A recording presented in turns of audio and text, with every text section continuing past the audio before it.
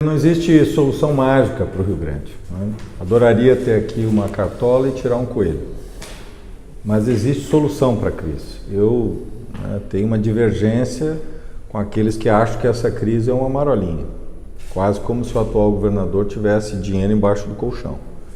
Mas eu também tenho divergências com a posição hoje do governo, que tenta dar a ideia para a sociedade de que essa é uma crise insolúvel. As duas opiniões estão equivocadas. Nós temos que ter um diagnóstico preciso para que nós, gaúchos, a sociedade e governo, possamos tomar medidas que possam, no prazo de 4 anos, chegar aos resultados que o Rio Grande do Sul precisa. Nós temos que olhar a crise olhando também os resultados, né? Vamos pegar um período de 2011, 2014. A receita no Rio Grande do Sul cresceu 8,6%. A despesa, 25,6%. É verdade que houve um desequilíbrio entre receita e despesa. Mas se nós olharmos a despesa do Rio Grande do Sul, ela ficou próxima de Santa Catarina, próximo de Pernambuco e próximo de Goiás. Goiás, por exemplo, chegou em 24,5%, nós 25,6%.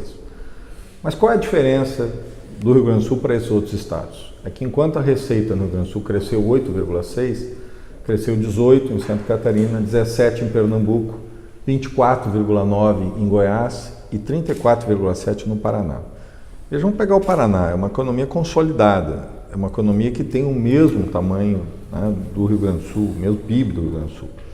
Portanto, o que levou esses estados a um dinamismo que não existe hoje no Rio Grande do Sul? Nós estamos vivendo a estagnação e eles estão vivendo o dinamismo. É exatamente isso que nós temos que enfrentar. Eu entendo que para a gente sair dessa crise, nós precisamos de 2 grandes movimentos. De um lado, fazer o Rio Grande do Sul crescer e de outro lado, reestruturar o Estado, né? Fazer o Rio Grande do Sul crescer com um binômio, menos burocracia e menos impostos.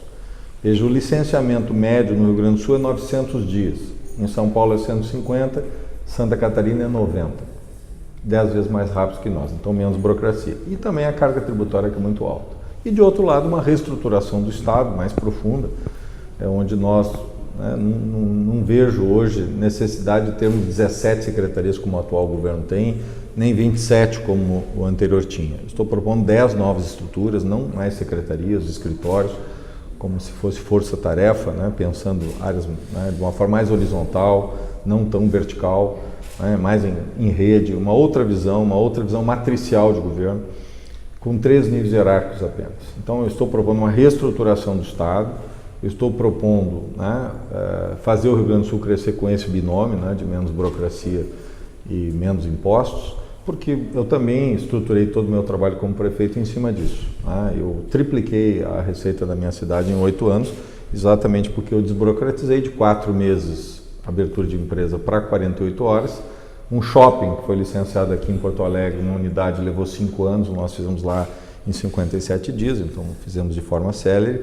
E também reduzimos a carga tributária com a lei do gatilho, que é um mecanismo inovador, que nós criamos, que na medida que aumenta a arrecadação real, dispara o gatilho e diminui a alíquota.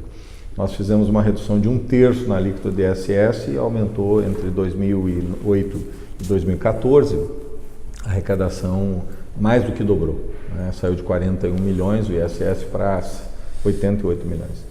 Eu acredito que este caminho, a lei do gatilho e um licenciamento célere de 60 dias impositivo, cumprir os pré-requisitos, o checklist, o empresário de 60 dias tem a licença automática impositiva. Eu acho que é uma mudança de pressupostos, uma celeridade absolutamente necessária para o Rio Grande do Sul e que se combina também com um mecanismo para reduzir o ICMS, já caindo a alíquota em 2019, 1º de julho de 2019, para 17,75, primeiro disparo, um disparo de um gatilho de 0,25% na alíquota geral, e na alíquota de combustível e energia e comunicações, um disparo de 1%, caindo de 30% para 29%. Eu acredito que esta lei do gatilho pode levar a um dinamismo da economia e também fazendo com que a economia se mova com uma desburocratização e com uma celeridade. Eu proponho que já nessa votação continue, mas com essa proposta. Eu não entendo que, como dizia o Keynes, no longo prazo todos estaremos mortos, né? Então não é por aí, não é manter até 2023 a alíquota de 18% ou a alíquota de 30%. Nós chegamos num ponto a curva de Laffer, né, ela está mais do que provada. Nós estamos aí, né, vivendo este impasse, né, nós estamos diminuindo a arrecadação, estamos diminuindo, digamos, né, porque nós estamos perdendo. Nós vamos viver nos próximos 5 anos um processo brutal de desindustrialização no Rio Grande do Sul. Já estamos percebendo isso. Hoje nós temos Santa Catarina com Proemprego, foi uma engenharia, né, financeira tributária criada em 2007 por Santa Catarina, tem muitos resultados, está atraindo empresas. E nós temos um competidor né, com bastante energia e muito agressivo, que é o Paraguai, né, que hoje com o projeto Maquila está atraindo empresas do Rio Grande do Sul. Então nós temos que nos preparar para isso, e por isso eu defendo sim a implantação, né, da lei do gatilho. Ou seja, nós vamos manter 18, né, a partir de 1º de julho caímos para 17,75, não é manter indefinido, é já prever o gatilho. 6 meses, né, para que a gente possa colocar as finanças em dia. Não dá para cair de 18 para 17. Isso é populismo fiscal, né? Isso vai quebrar as finanças do Estado. Mas eu proponho já nessa prorrogação estabelecer a lei do gatilho, que vai, digamos, estabelecer o teto de 18 e o teto de 30, mas o piso não tem limite, né? Nós vamos cair, na medida que vai aumentando a arrecadação, ela vai baixando as alíquotas e vai disparando os gatilhos. Candidato, o regime de recuperação fiscal, que tem sido visto como uma das boas alternativas, não a única, e nem a salvação da lavoura para recuperar as finanças, me parece que o senhor não é favorável à adesão do Rio Grande do Sul ao regime? Luiz, se for a vontade de Deus, a vontade dos gaúchos, se eu for eleito, eu vou renegociar as cláusulas que estão ali. Eu entendo que tem que renegociar, mas as cláusulas, elas não são positivas para o Rio Grande do Sul, a não ser que nós queiramos ter um governador que seja um fantoche, né? Eu queria lembrar que tem uma cláusula explícita. Eu conheço, particularmente porque eu fui secretário executivo do Ministério da Educação, eu conheço bem os técnicos do Tesouro e da Fazenda. Então, quando tu tens uma aprovação prévia do que o governo vai fazer, é muito diferente do que é hoje, que é póstumo, que é a partir dos atos, a validação ou não, a análise. Isso é uma realidade. Hoje é esse processo. Essa renegociação estabelece uma avaliação prévia. Ou seja, quem vai dizer o que vai ser feito não é o governador, é um triunvirato. Eu não quero ser governador para ser uma rainha da Inglaterra, né? Então essa cláusula eu discordo radicalmente dela. Eu discordo também de uma cláusula que engessa o Estado na contratação, né, de brigadianos e professores, porque nós temos uma demanda real, né? O ano de 2017, né, segundo relatórios, né, da própria Brigada Militar, nós chegamos a 15.820 brigadianos.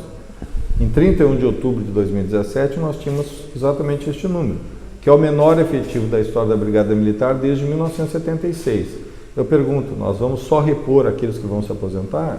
Isso é insustentável. Então, essas cláusulas têm que ser revistas. Quando temos um governo subalterno que se posicione e discute com um governo fraco, é isso que acontece. Então, essa proposta ela é para esse governo. Nós temos que ter uma renegociação. Eu defendo a questão da customização, defendo sim uma repactuação, mas isso significa sentar na mesa em condições de igualdade com um governo legítimo, um governo eleito pelo voto popular no Rio Grande do Sul e no Brasil, e que vai efetivamente buscar uma proposta que seja melhor. Eu vou buscar a melhor proposta para o Rio Grande do Sul. Tem que renegociar? Tem, mas essas cláusulas elas não são positivas. Nós vamos ter 3 anos ou 6 anos de respiro e depois vai acabar o oxigênio do Rio Grande do Sul. Então essa proposta ela não é positiva. Tem que renegociar? Eu concordo contigo. Primeiro ato que eu vou fazer, né, como governador, é buscar o ministro Marco Aurélio, para nós termos esse fôlego, para que esta liminar se mantenha, para que eu possa efetivamente discutir com o presidente ou com a presidente eleita, o presidente eleito, para buscar uma saída para o Rio Grande do Sul. Eu acho que essa não é a agenda que está na cabeça da sociedade. Nós temos que respeitar o que a sociedade pensa. Hoje, majoritariamente, todas as pesquisas apontam, 70% da sociedade não aceita isso. O governo tem que ser porta-voz dos sentimentos da sociedade. Existe uma minoria que defende a privatização. A maioria, ela defende o patrimônio. Ela quer que a CE, que o Banrisul, que a Corsan, que a Sulgás, que a CRM, que essas empresas dê lucro. Qual é o papel de um governador? Não é ser leiloeiro. O papel de um governador é dar eficiência, gestão, uma nova governança às empresas públicas, que tem que ter métrica, que tem que ter metas, que tem que ter indicadores e tem que dar lucro, né? Eu proponho isso, que ao invés de privatizarmos, né, que este lucro seja convertido para um fundo para a educação, que é a proposta que eu estou apresentando. Eu acho que nós temos que discutir com o Estado, né, a União e o Estado, nós temos que buscar saídas para esse impasse. Obviamente que dentro desse modelo atual do governo que está, obviamente que eles vejam a única saída. Né? Mas eu tenho convicção que o próprio Rio Grande do Sul, nos últimos 24 anos, adotou 4 saídas, certo? Que não levaram o Rio Grande do Sul, né, a nenhum lugar positivo, a não ser o beco sem saída que nós estamos. Veja, aumento de impostos, privatização, uso do caixa único, uso de depósitos judiciais, essas 4 soluções foram adotadas pelos todos os governos. Ou tudo isso ou parte disso. Mas essas soluções não têm mais sustentabilidade. Então nós temos que ter capacidade, claro, nada do que eu estou falando aqui é fácil. Nada do que eu disse aqui é simples, tudo é complexo, né? E nada é fácil, tudo é difícil. Mas esse é a grande tarefa de quem vai ser ungido pelo voto popular. Porque veja, o que é uma eleição? É uma pactuação, é uma escolha. Né? Eu estou aqui propondo, né, um caminho novo para o Estado, buscando a inovação, porque eu entendo que a mudança no Rio Grande do Sul ela não é incremental, não é fazer mais do mesmo. Se nós fizermos mais do mesmo, nós vamos ficar no mesmo lugar. Eu estou propondo uma mudança inovadora, uma mudança disruptiva, né? Ou seja, buscar novos caminhos para o Estado. Veja, o que o Rio Grande do Sul precisa? Não é inovação? Eu entendo que o caminho que foi adotado, ele é um caminho que extinguiu a inteligência do Estado. Talvez tivesse outros órgãos que poderiam ser revistos, extintos, mas nós afetamos a inteligência. Qual a contribuição que tem ter extinto a FE? Quer dizer, hoje nós não temos pesquisa de PIB, não temos pesquisa de emprego e desemprego, nós não temos mais os indicadores de exportação, e quem vai fazer isso? Vai ser a FIPE que vai fazer isso? Vai gastar mais com a FIPE do que gastava com a Fundação? Nós temos que ter inteligência do Estado. A minha proposta é que a FE e a Metroplan convertam numa instituição, unificá-las, uma instituição que esteja sob a tutela, né, do governador, ou seja, sob a alçada do governador, para pensar o futuro do Estado. Nós precisamos ter uma parte do Estado que não se coloca no aqui e agora, mas que pensa o futuro. E a FE tem esse papel, né, e a Metroplan também, pensar o desenvolvimento das regiões metropolitanas, né, dos grandes centros urbanos. De outro lado, essas instituições não recriá-las, porque também não tem necessidade de nós termos várias fundações, né, sendo recriadas com suas estruturas administrativas. Eu proponho uma agência de inovação, utilizando a FAPERGS, que já é uma instituição que se manteve com pesquisa, mas tendo um núcleo de inovação na área, né, da biotecnologia, com os técnicos que estavam a serviço da FEPAGO, nós buscarmos, né, um núcleo de saúde humana, com as equipes que estavam na FEPS, nós buscarmos um núcleo de biodiversidade, com as equipes que, né, estão hoje na Fundação Zoobotânica, e nós trabalhamos num núcleo de inovação industrial, que era o que a Centec fazia. O que nós precisamos? Nós precisamos ter uma agência de inovação que se conecte com as universidades, mas que possa apresentar um projeto de futuro para o Rio Grande. E se nós acabamos com a inteligência do Estado, como é que nós vamos produzir as inovações que o Rio Grande do Sul tem? Então, é preciso reestruturar o Estado, claro, eu estou propondo uma reestrutura muito mais profunda do que o atual governo fez. Eu estou propondo 10 estruturas só. Mas não adianta juntar cultura com agricultura. Rima, mas não tem nada a ver uma coisa com a outra. Não basta juntar coisas. Não basta simplesmente por uma questão aritmética, né, cortar uma secretaria ou outra, né, ou uma fundação. Nós temos que ter um propósito, tem que ter um projeto. Eu tenho sim um projeto, criar uma agência de inovação a partir dessas estruturas, preservando a inteligência do Estado, porque é isso que vai fazer a mudança, não é uma mudança que vem de fora, né? Que vem de cima para baixo, tem que ser uma mudança dentro do próprio Estado. Isso significa se conectar com a inteligência, com os servidores públicos, com a inteligência do Estado. Por isso eu defendo uma agência de inovação. Veja, é um modelo diferente, porque o modelo que está sendo adotado, o resultado é pífio, né? Por exemplo, tu leva os funcionários da FEPAGO para dentro da Secretaria da Agricultura, cujos os funcionários têm uma gratificação. Quem está na secretaria tem direito à gratificação. Portanto, nós temos hoje um passivo que vai ser aberto ali e que o Estado vai pagar uma conta, porque mais cedo ou mais tarde haverá uma disputa jurídica sobre isso. E provavelmente o ganho, porque eles não tinham essa gratificação e passaram agora a ter o direito, ou pelo menos a perspectiva de direito. Qual a economia que nós tivemos? A Cientec tinha renda, acabou a renda, tinha um percentual sobre a obra. não tem mais isso? Quer dizer, qual é a economia que se fez efetivamente? Todos os processos hoje estão mergulhados numa disputa jurídica. Então, é preciso ter projeto, ter proposta, mostrar para a sociedade. Então, eu defendo que a grande questão do Estado é a inovação. Né? E é uma reestruturação que tem que ser feita mais com um propósito, com um projeto. Pretendo recompor a Fundação Piratini, né, para que ela tenha a sua missão como uma comunicação pública que não compete com os veículos, né, porque eu entendo que uma comunicação pública não tem que ficar competindo com outros veículos, mas ele tem uma missão muito importante, especialmente na economia criativa, que os nossos veículos hoje não têm, até pelas suas vinculações nacionais, não tem espaço para a economia criativa.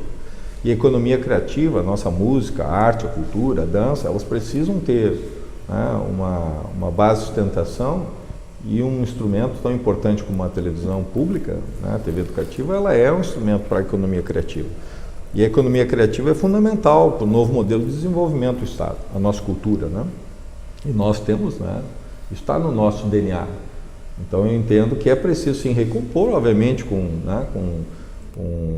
produtividade, com resultados, com trabalho, e com um projeto, né, que eu penso que uma TV pública tem que ter. Estou propondo uma mudança, não é simples troca de nome, né, porque significa uma outra forma de fazer.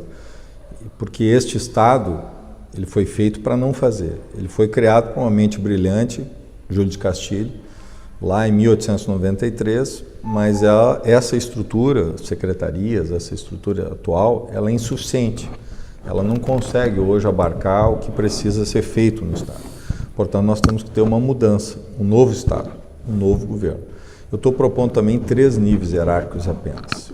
Veja, hoje tem, às vezes, até 6, 7 níveis. Eu estou propondo uma redução. Todas as organizações exponenciais do mundo, nós temos que nos inspirar, né? Porque o Estado, ele tem que ser, na minha opinião, mais eficiente, mais eficaz e mais efetivo que o setor privado. Por quê? O setor privado tem, às vezes, 2, 3, 10, 15, 100 sócios, né, acionistas. O governador, ele tem 11.300.000 acionistas, cada um com uma ação, um voto. Portanto, a governança pública é muito mais complexa que a governança privada. E o Estado deveria, né, ser mais eficiente. Não é, mas deveria. Então, nós temos que buscar isso. Eu estou propondo, à luz do que acontece hoje, né, no Google, Amazon, Airbnb, né, os grandes, as chamadas organizações exponenciais, eles têm 2 níveis hierárquicos. Eu estou propondo 3.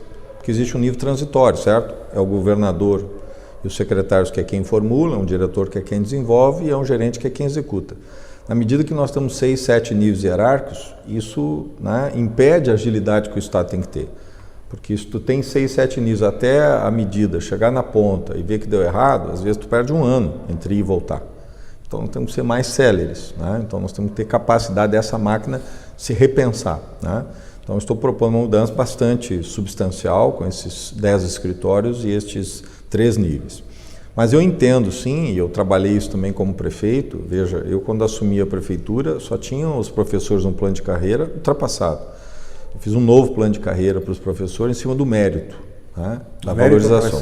Do mérito. Né? A meritocracia é uma palavra contaminada hoje, né? Sim. Ideologizaram a palavra meritocracia em cima do mérito, que se não é o mérito, o que é o compadrismo, né? É o mérito que move as pessoas, né? Por exemplo, um professor tinha na minha cidade chegar em 1.000 pontos e 1.200 para ele poder ter a progressão. Então ele faz um percurso, ele não concorda com os outros, concorda com ele mesmo. Ele tem que se motivar, ele tem que fazer tudo correto.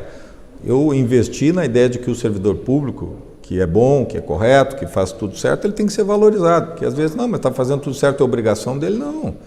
Não dá para partir disso, porque muitas vezes o medíocre, que não faz nada, é o que ganha mais, é o que é valorizado. Então nós temos que valorizar o correto, o bom, o eficiente, né, que muitas vezes não é valorizado em nome desse princípio que, na minha opinião, está ultrapassado. Eu fiz isso, aliás, criei uma gratificação de resolutividade, com um contrato, né, de gestão, com metas, onde se ele fizer 50% das metas, ele não ganha nada. Se ele fizer 51%, ele vai ganhar 51% da gratificação. Se ele fizer 72%, ele vai ganhar 72%. E isso foi um passo importante. Então eu enfrentei esse problema. Todos os meus servidores saíram ao final de 8 anos com um plano de carreira, em cima com mérito, com incentivo, né? Então eu acredito nisso. Eu acho que a máquina pública tem uma produtividade baixa. Então, eu quero me conectar, sim, com a inteligência do Estado para que o servidor público ele não seja um problema, ele seja a solução. Porque se nós acharmos que o servidor público é o problema, ele será problema. E nós aí, temos que ter capacidade de nos conectar. Dentro desse espectro, o senhor é a favor do corte do ponto no greve do setor público? Se eu não trabalho, é óbvio que o corte tem que ocorrer. Isso é natural nas relações de trabalho. Nós temos que naturalizar isso.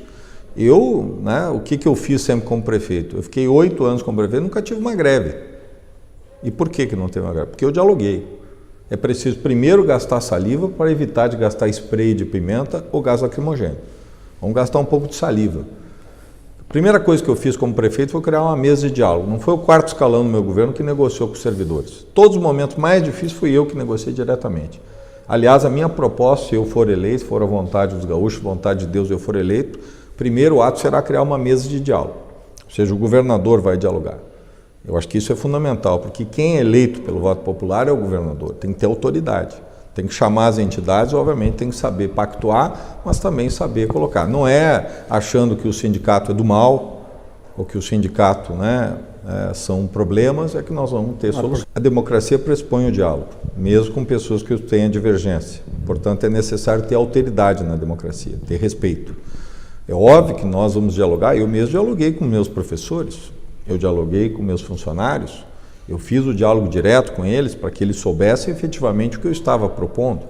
Alguns gostaram, outros não. Por exemplo, eu nunca fiz feriadão em 8 anos de administração. Alguns não gostaram de mim por causa disso, porque queriam fazer feriadão. Eu trabalhava nos sábados, eu fiz 300 sábados como prefeito. Então, eu tinha um conceito que não tinha feriadão, trabalhei no carnaval, trabalhei em feriado de Páscoa. Por quê? Porque eu trabalhava no sábado. Então eu tinha esse conceito. Muitos não gostaram, com certeza alguns servidores não gostaram da minha forma de atuar. Mas eu tenho convicção que a maioria reconheceu que eu me dialoguei, busquei saídas. Vamos pegar um exemplo concreto. Enquanto o governador Sartori, em julho, ele fez o parcelamento do salário, isso em julho de 2015, eu lá em janeiro de 2015, quando eu vi que a crise ia se acelerar e a crise ia se aprofundar, eu chamei em fevereiro, em janeiro chamei minha equipe, preparei medidas. Em fevereiro, logo após o carnaval, eu chamei meus funcionários e disse, nós vamos ter que mudar a data. Vamos mudar a data de pagamento do último dia útil do mês vigente para o 5º dia útil do mês subsequente. Aliás, é a mesma data que todos os funcionários do setor privado recebem. E fiz essa mudança, não na Bacia das Almas, antes da crise colocar. Também tinha lá uma reposição quadrimestral que eu aprovei a flexibilização para que pudesse então, ao final do ano, se a crise se agudizasse, ela ser indicada. E aconteceu, ao final do ano eu dei uma reposição de 10%. Mas eu consegui recuperar as finanças. Veja, uma série de mudanças que foram difíceis, porque havia lá o quadrimestral, havia lá o pagamento no dia útil. Mas eu não tive problemas, por quê? Porque eu sentei antes com os servidores, eu dialoguei, eu enfrentei. Não é que eu fui paternalista ou eu fui minha simpatia. Não, eu tomei medidas fortes, importantes, mas eu fiz com diálogo. Eu acredito nisso. E, obviamente, que em alguns casos, eu também me conectei diretamente com os servidores para que eles também soubessem o que eu estava fazendo, para evitar essas disputas ideológicas que acontecem, faz parte da democracia. Agora, nós não podemos simplesmente, em nome disso, achar que todos os servidores são um problema. Veja, a inteligência do Estado está ali. O que nós temos que ter é a capacidade de nos conectar com ela, Fernando, para que a gente possa efetivamente fazer essas mudanças de baixo para cima. É claro que a gente pode aportar inteligências externas e são necessárias, a universidade, pesquisadores, profissionais que vêm de fora, pode ajudar a inteligência do Estado, são inteligência externa, mas nós temos que despertar a inteligência, aliás, como qualquer empresa hoje no mundo faz, aliás, nem chama mais de funcionário, chama de colaborador.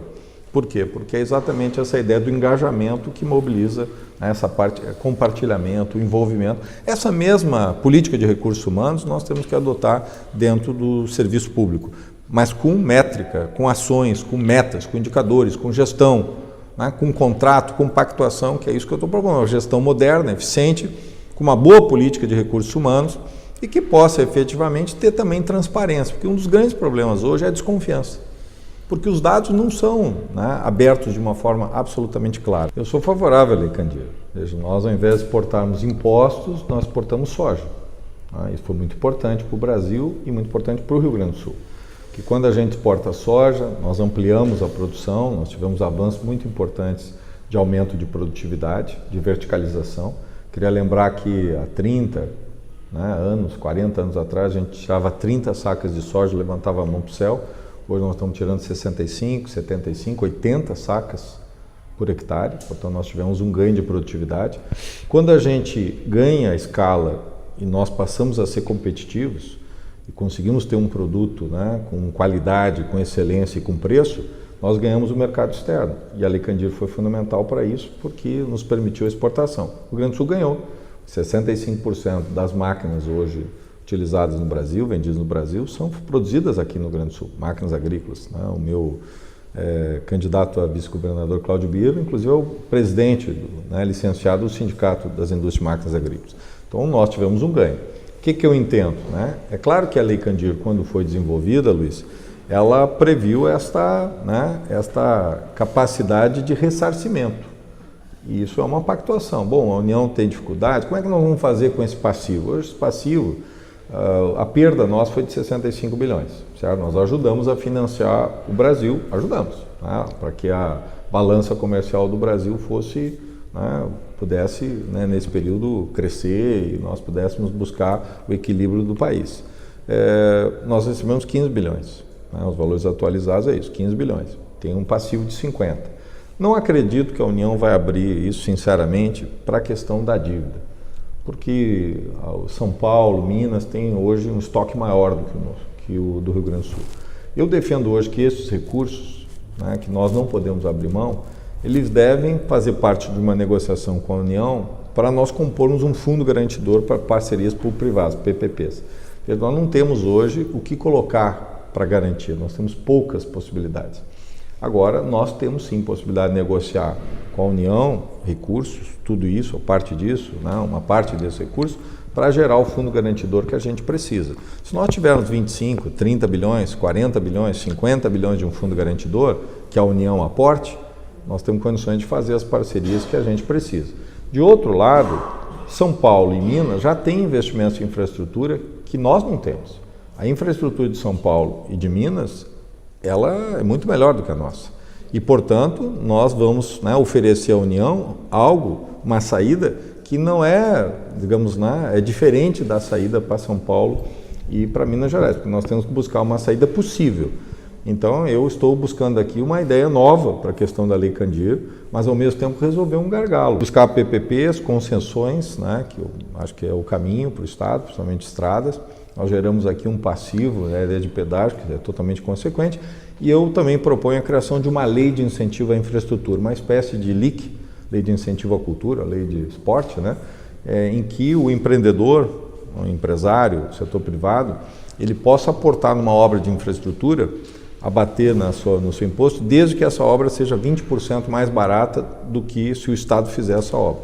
Então, ele mesmo vai fazer, ele vai ter capacidade de execução, o Estado aprova o projeto, tem que ser um projeto importante, e porque às vezes eu visitei as 497 cidades do Estado, eu fui a todos os municípios, e eu percorri mais de 100 mil quilômetros de estradas, então hoje nós temos muitos gargalos. Então essa descentralização é importante, o Estado pode calibrar, portanto, quanto ele vai dar desta lei, e isso vai gerar um conjunto de obras, de pequeno e de médio porte, que pode dinamizar a economia do Rio Grande do Sul. Favorável à lei de incentivo, creio que é uma boa iniciativa, estamos favoráveis a essa ideia, mas também estou propondo RS Investimentos, ou seja, nós usarmos já uma estrutura existente do Estado e dotá-la de uma nova missão. A minha ideia é repassar todos os ativos do Estado, hoje se fala em torno de 8 mil terrenos, propriedades, áreas de terra, que hoje são um problema para o Estado. Nós utilizarmos esse ativo numa empresa que vai gerir esses ativos e que pode tanto fazer permuta, fazer a venda, ou também fazer parcerias com o setor privado, como terrenista, seja num conjunto comercial, num shopping ou em algum projeto residencial. Nós temos que ter capacidade de usar esse ativo, né? Esses ativos hoje não são utilizados, eles são um problema hoje, esses ativos terrenos. O Estado tem inclusive dificuldade de vender, pelo Sim. modelo atual, né? Pela 866. A favor ou contra a PPP nos presídios, inclusive na gestão? Eu fui favorável, né? Quando foi lançada essa ideia. Eu acho que a chamada parceria público-privada no presídio, ela não é para a gestão do preso. A gestão do preso tem que ser feita pela SUSEP, pelo Estado. A lei de execuções penais veda qualquer possibilidade do setor privado fazer execução. Qual é a importância para um presídio? É os serviços essenciais, é a manutenção. Hoje os presídios são masmorras medievais e elas não levam à recuperação de ninguém. Um presídio central é hoje, né, uma expressão do que há de pior no sistema penitenciário brasileiro. Nós temos que mudar isso. Eu acho que o germe desse novo modelo que eu estou propondo, já a experiência concreta é a PECAM, é a Penitenciária de Canoas, o Complexo Prisional de Canoas, que aliás eu procurei a governadora Ieda com um projeto de PPP, isso acabou não se viabilizando, mas foi feito o presídio. Na área de, digamos, de manutenção, né, o que a gente convenciona chamar de serviço mais de limpeza, manutenção, administração, ele pode sim ser, por exemplo, cursos, ressocialização, sim.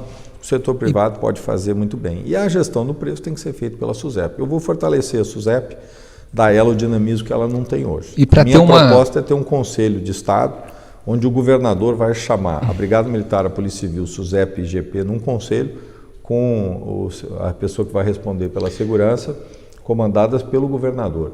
E esse Conselho de Estado, eu vou chamar as 20 maiores cidades do Rio Grande do Sul, para que a gente possa construir políticas, né, efetivas de segurança. É possível melhorar muito a partir do que nós temos, se nós usarmos a inteligência. Veja, como é que Nova York fez a grande mudança, né, a chamada tolerância zero, a partir de um sistema chamado CompSat. Esse sistema de inteligência pegou os dados, os hotspots, né? Então o chefe de polícia, todos os dias, às 7 da manhã, fazia um briefing para os seus comandados aonde estavam os crimes no dia anterior. Foi assim que eles mudaram. Nova York mudou as suas feições e mudou a realidade, né, dessa cidade que é um exemplo, né, de segurança, de política de segurança efetiva. Nós hoje não fazemos assim. Nós temos os dados, mas esses dados, né, estão fechados, esses dados não são utilizados, não há uma inteligência para efetivamente, né, com esses dados para combater o crime. É preciso, portanto, ter uma sinergia, né? Nós temos hoje várias forças que concorrem, nós temos que ter capacidade de trabalhar de forma mais articulada.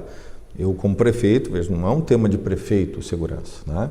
Mas nós criamos lá o Gabinete de Gestão Integrada, nós trabalhamos de forma articulada, isso teve resultado, fizemos um plano de segurança, né? Tanto que o BID, o Banco Interamericano de Desenvolvimento, entre 117 experiências, né, nas Américas, né, especialmente América Central e América do Sul, né, 117 experiências, a nossa experiência de Canoas foi o primeiro lugar em boas práticas. E quem fez o julgamento foi a Universidade do Chile, né? E nós, né, vencemos esse prêmio com o primeiro lugar, né? Isso em 2012. E um encontro em Genebra de desarmamento, 4 cidades do mundo foram convidadas, né? A cidade de Águas Calientes, a cidade de Nairobi, Genebra e Canoas. Por quê? Porque nós fizemos uma política avançada de segurança. Eu acho que essas ideias que foram implantadas lá são universais, porque nós fizemos essas políticas a partir do que aconteceu em outras cidades do mundo, né? Que é essa questão da inteligência, que é a questão da integração e é o trabalho social, né? Que é o trabalho de buscar cada jovem, né? De ter escola, educação em tempo integral, né? Cultura, esporte. Então, acho que estes caminhos, muito pode ser feito com gestão, com inteligência, com tecnologia. E essa RS Investimentos, ela pode nos dar recursos e a parceria com o setor privado pode nos dar os recursos também. Acho que o Ciro Gomes é um homem preparado, né? É um gestor experiente. Ele tem se queixado bastante do isolamento e tal. Eu acho que ele tem muitas coisas a dizer e talvez alguns não querem que ele diga, né? Porque hoje ele é o único candidato que efetivamente coloca o dedo na moleira e aponta que o grande problema na política no Brasil foi a financiarização. Quer dizer, nós temos hoje quem manda na política, né, são os bancos, né?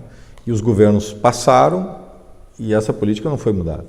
E ele toca exatamente no ponto, né, chave, nodal, né, o ponto, né, nevrálgico da política no Brasil, né? Ao invés de cortar na educação e na saúde, por que não corta em 50% dos custos, que é, né, exatamente os custos com a dívida, o custo com os bancos? Né? Essa é a questão. Talvez isso incomode alguns setores no Brasil, né, porque ou não fazem autocrítica ou porque não aceitam, né, as críticas que ele está fazendo. Mas eu acho que ele é um homem que está preparado, tem história, tem qualidade, né, e tem condições. Eu acho que o debate vai mostrar isso, aliás, já está mostrando. Veja, cada área tem o seu papel. Né? Na saúde eu fiz parcerias trazendo setores, né, hospitais filantrópicos para ajudar na gestão do pronto-socorro, do hospital, né, os hospitais da minha cidade, UPAs. Eu acho que nós não podemos ter preconceito com isso. Né? Mas eu acredito que na saúde nós temos um problema muito sério, que é a crise dos hospitais de pequeno porte, dos hospitais do interior. A minha proposta é uma regionalização efetiva. Não existe uma regionalização hoje no Estado, é apenas no papel. Aliás, estou propondo uma regionalização, dividir o Estado, ter escritórios regionais de governo, ter política regional, isso vale para a saúde, vale para a educação, vale para a segurança, ter uma unicidade territorial. Aliás, Santa Catarina fez isso com muito êxito, né? Criou Secretaria de Desenvolvimento Regional, criou Agência de Desenvolvimento Regional, o Luiz Henrique e o Raimundo Colombo fizeram isso, e Santa Catarina teve um desenvolvimento mais equilibrado, né, do que o nosso. Hoje é o estado menos desigual do Brasil. Isso já indica que eles fizeram o tema de casa. Né? Eles enfrentaram as desigualdades regionais. Eles enfrentaram, portanto, com uma política de desenvolvimento regional. E eu acredito que este é o caminho. Isso vale muito para a saúde, porque nós não temos a regionalização. A educação é preciso uma segunda revolução educacional. A primeira foi feita pelo Brizola há 60 anos. Quando ele assumiu, metade dos gaúchos eram analfabetos, né? E as pessoas não sabiam ler e escrever porque não tinha escolas. E ele fez uma grande mudança. Eu entendo que nós precisamos fazer isso, porque daqui a 7 anos, 10 anos, vai diminuir a população do Rio Grande do Sul. Teremos mais mortes do que nascimentos, né? Então nós precisamos ter uma grande mudança. É preciso um investimento consistente, né? Isso, quando eu falo investimento, não é só recursos, né? Porque o Ceará, por exemplo, mesmo com dificuldades, mesmo sendo um estado pobre, ele hoje é uma referência na educação. As 100 melhores escolas no IDEB, 77 estão no Ceará.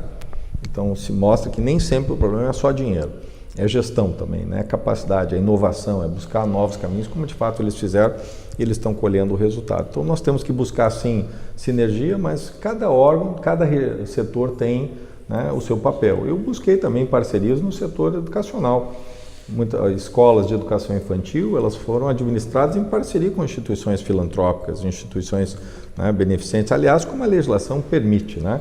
Tanto na saúde como na educação, a Constituição permite a complementariedade e foi amparado na Constituição que eu fiz essas parcerias, né, com o setor privado, com o setor filantrópico. Aliás, o Rio Grande do Sul, ele é ímpar, né? Nós temos o melhor setor filantrópico, né, do país, está aqui no Rio Grande do Sul, seja nas universidades, seja nos hospitais, seja nas instituições de ensino. Eu saí do PT porque as minhas ideias não tinham mais espaço dentro do PT. Foi um divórcio amigável, né? Eu respeito muito o PT, né?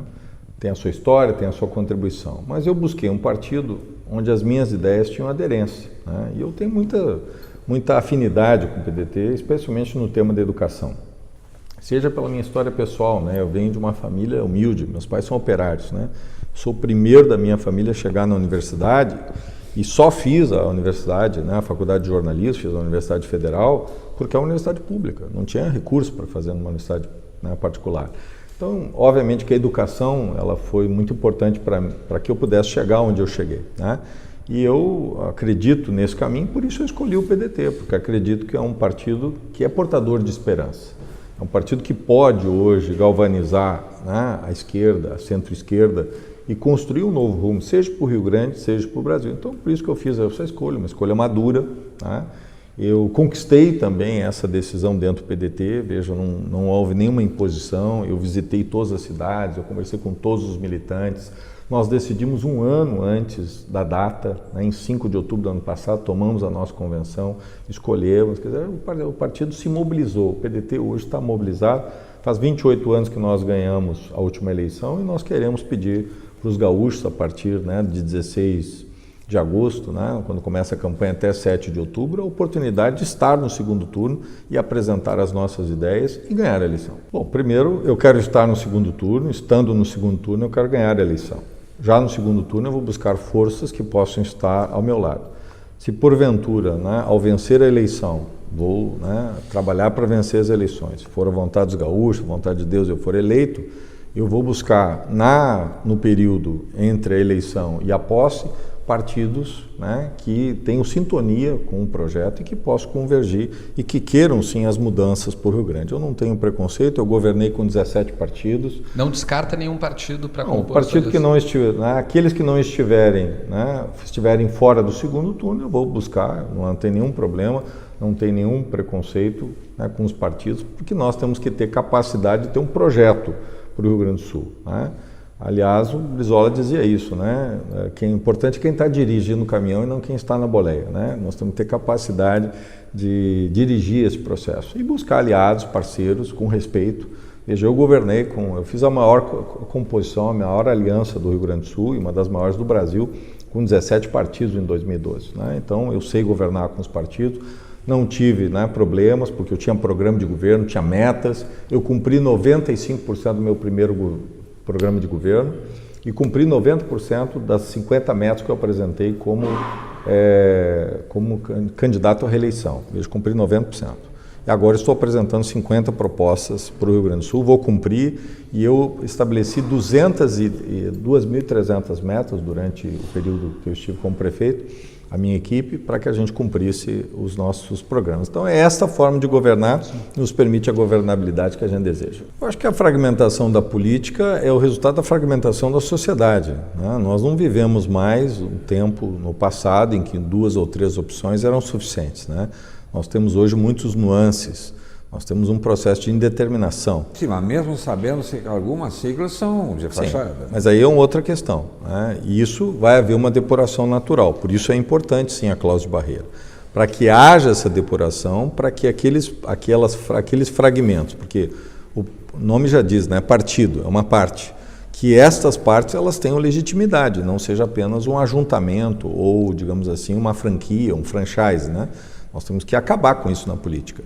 A cláusula de barreira, na minha opinião, é extremamente positiva para balizar, estabelecer um balizamento, e aí nós temos partidos, que talvez não seja 1 ou 2, como se tinha no passado, mas que seja um número razoável, com seriedade, com programas ideológicos, propostas. Eu acho que isso é salutar. De forma progressiva, sim. Estabelecendo, né, metas, fazendo de forma, né, organizada, articulada, né, buscando recursos. Eu, né, quero motivar o Rio Grande do Sul para que as empresas públicas dê lucro.